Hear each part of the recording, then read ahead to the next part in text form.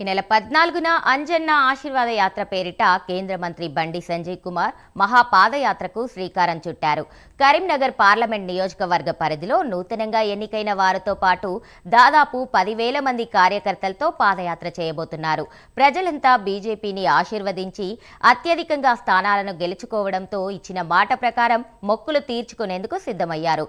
14న ఉదయం 7 గంటలకు కరీంనగర్లోని మహాశక్తి ఆలయం నుండి ఈ మహాపాదయాత్రను ప్రారంభించనున్నట్లు వెల్లడించారు బండి సంజయ్.